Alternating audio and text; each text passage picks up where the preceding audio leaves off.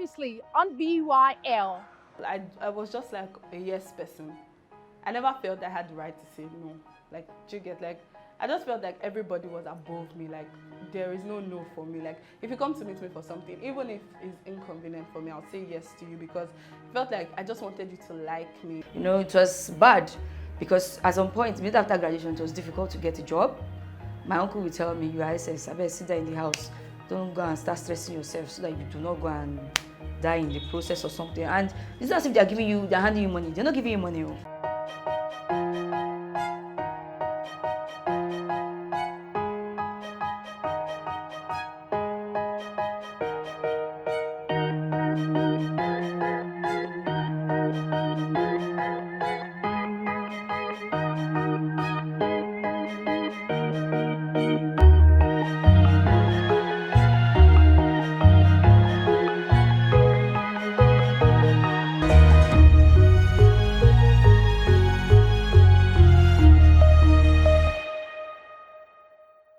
We would like to highlight some things that triggers the feeling of sadness, low self-esteem, and depression amongst teenagers. Have you ever felt depressed?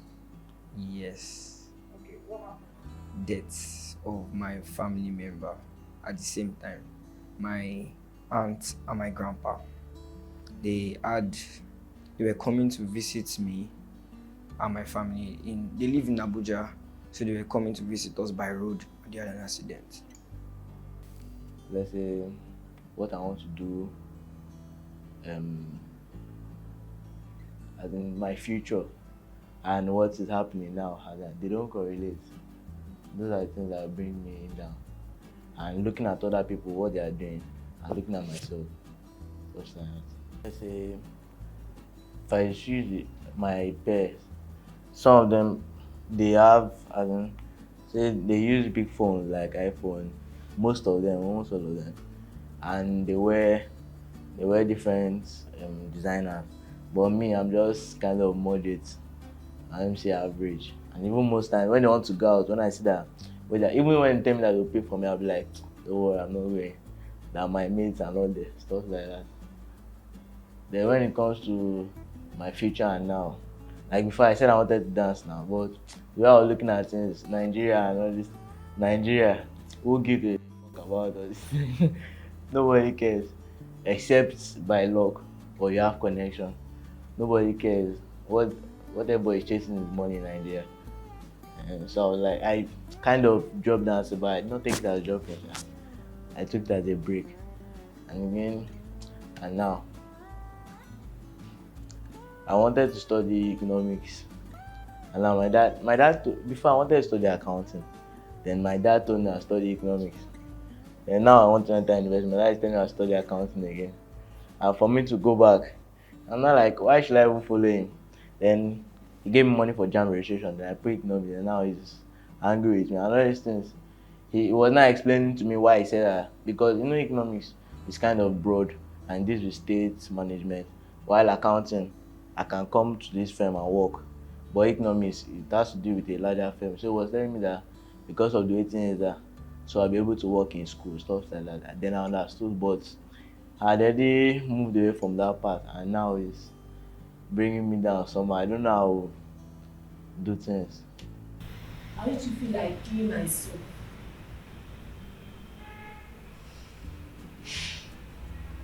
I used to feel like killing myself. I used to feel like you should just die. I feel like going to heaven and rest in peace. That's how I used to feel, crying. Down. That's how I used to feel. The Sustainable Development Goal 3 focuses on ensuring healthy lives and promoting well-being for all at all ages. One of the targets of this goal is to reduce suicide mortality rates. Low self-esteem can lead teenagers to depression and in some cases, suicide.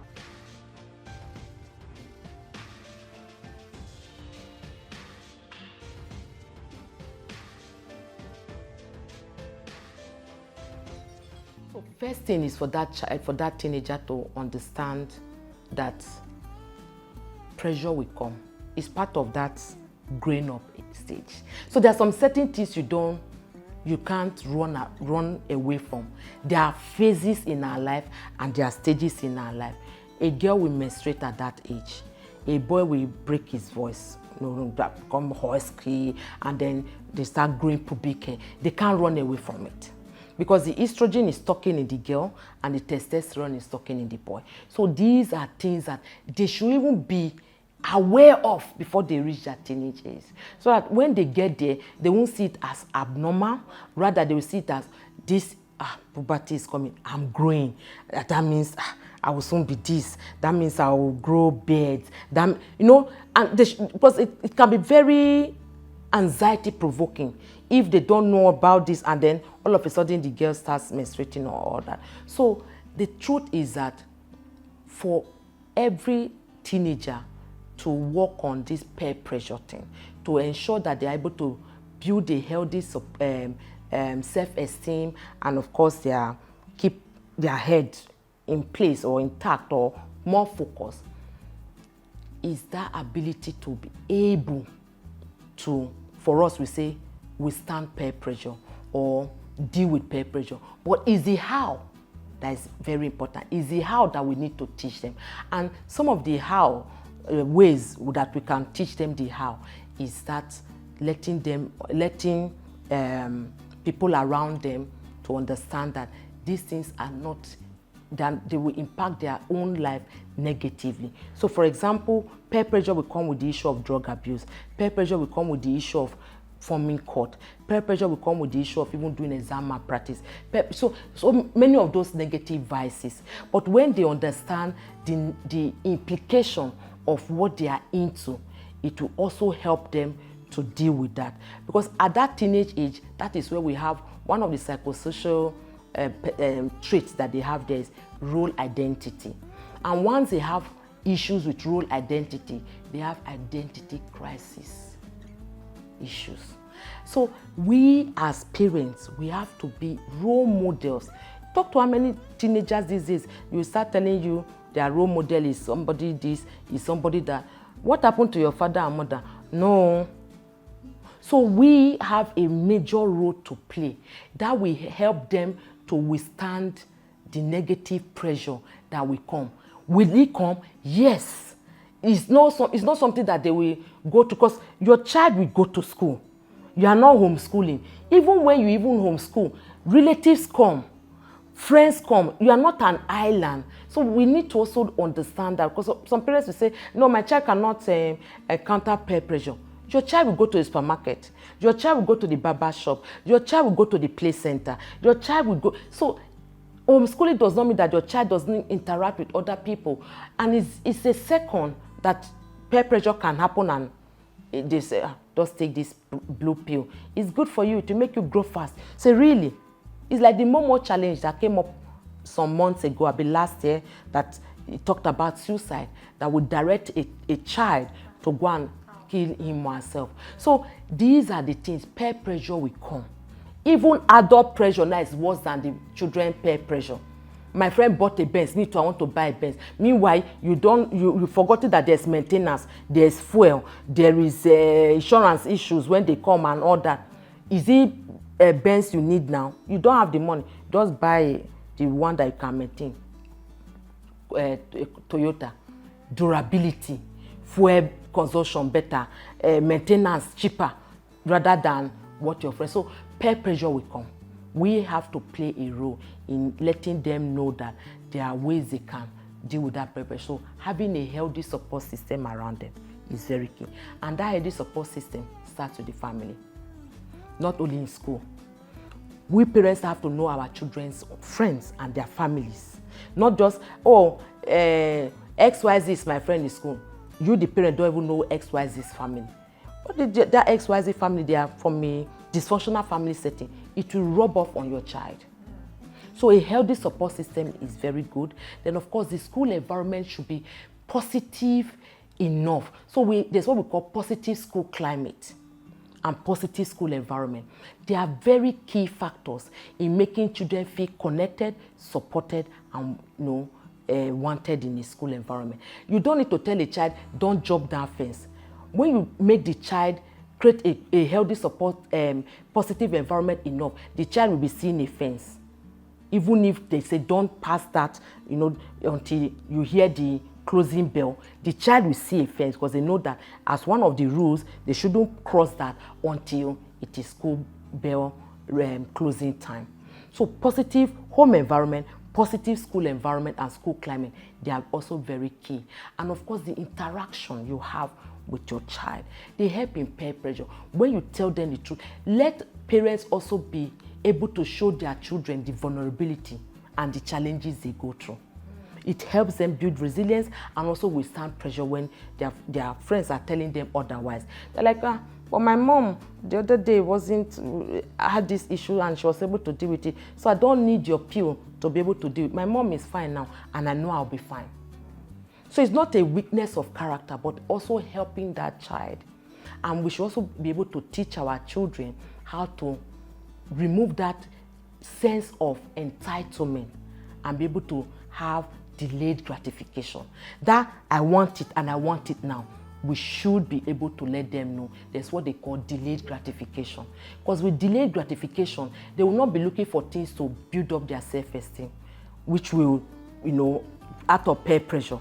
That delayed gratification will let them know that each man is time and certain things will come as you grow. You don't need to have a smartphone now that you are 13. You can have it when you leave secondary school at 16. You need a phone now that will help you receive daddy's call, mommy's call. You have a laptop that you can use to do your homework that has Google account and all that. You don't need a smartphone that you want to be on social media because it's not good for you. So the truth is that we parents have to let them see the value of not having certain things as against putting price all the time. It's too expensive. Data is too expensive. Internet is this. Don't you know you'll be used? No. Let them understand why, if you are not doing this, the value and the benefit it has. Because by the time you start putting the finances, this, do you know how much I'm spending on you in school? Do you know how much your school fees is? That is not what they want to hear. And so what? That's in their head. They're like, it's your responsibility to take me to school. Yeah. But when you tell them the benefits and the values it has, and the alternatives you show them on what to do to channel their energy into those positive things, you begin to start seeing results. So all this help them in withstanding peer pressure because they don't know enough. We still know more than them. From wisdom, from years of experience, we still know more than them. So we need to also put all that into play when it comes to our children, nipping it in the bud because they are our biggest assets. So when they are faced with those adversities and those pressures from different angles, they will be able to withstand them. Like I always say, I always thought that, you know, my destiny was you do your first degree abroad and then your master's abroad. Not lying. By the time I got to that point, I got admission. Once again, we don't have money. So I did my Nigerian education. Shout out to University of Lagos, proudly a graduate of Yam-leg. I finished that and I said, okay, fine, let's go and do masters now. At least, same thing, we don't have money. And I think that at the time I was blossoming in the media industry was also at the time where many quote-unquote IJGBs, I just got back, so they're coming back. So it was very easy to go for an audition and everybody's just spraying phonetics like, I say, Father, this is the problem. This is your very problem right now. You see, if only you are just maybe 2 days would have helped your destiny, you know? And already as I'm at the audition, I'm just thinking, they will not pick you. See all these Oyibo speaking people. Is this your own Nigerian English that they'll come and pick? And that plagued me for the longest of time. Just feeling that I wasn't just enough because I felt I didn't have a certain diction or didn't have a certain education, or if only me, so I can say I just came back from the university of something.